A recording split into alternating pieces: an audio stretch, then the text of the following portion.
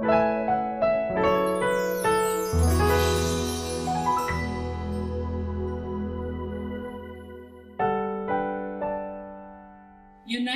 for the Gospel.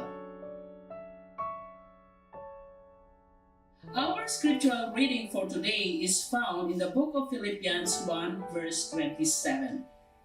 Only let your manner of life be worthy of the gospel of Christ, so that whether I come and see you or am absent, I may hear of you that you are standing firm in one spirit, with one mind, striving side by side for the faith of the gospel.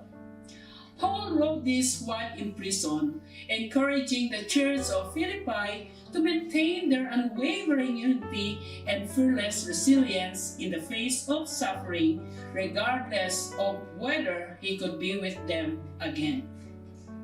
At this point in time, the Philippian church was experiencing some internal divisions, and Paul urged them to be unified in sharing the gospel. Paul urges believers to live out a lifestyle that reflects the teachings of Jesus Christ. In other words, let your life match the gospel. We ought to live a life that resonates the truths written in the Bible, especially in conducting ourselves as Christians.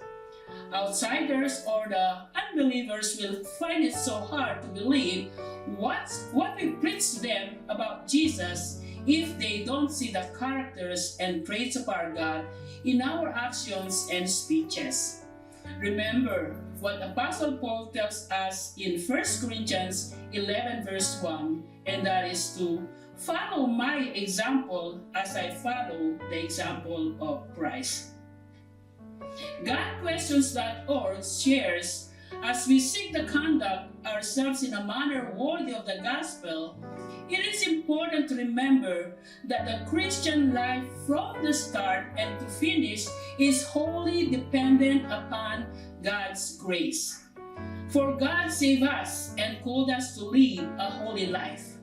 He did this not because we deserve it, but because that was His plan from before the beginning of time, to show us His grace through Jesus Christ, and that is in 2 Timothy 1 verse 9.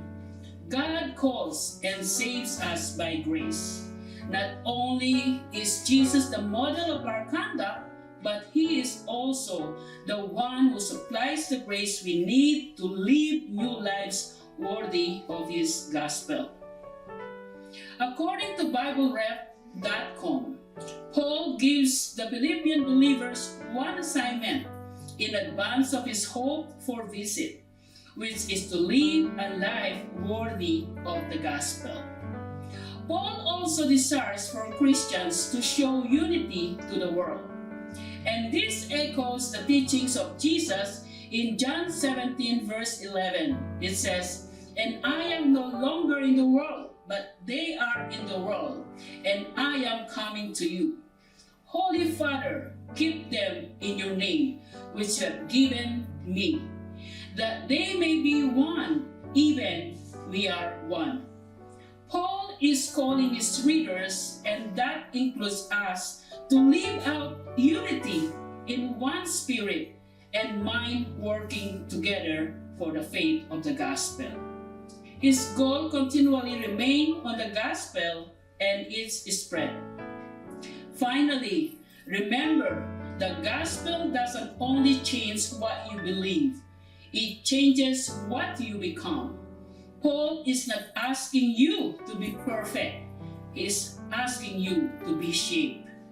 The gospel makes us new, and then it teaches us to walk consistently with the new life. So, let it be said of us, our manner of life is worthy.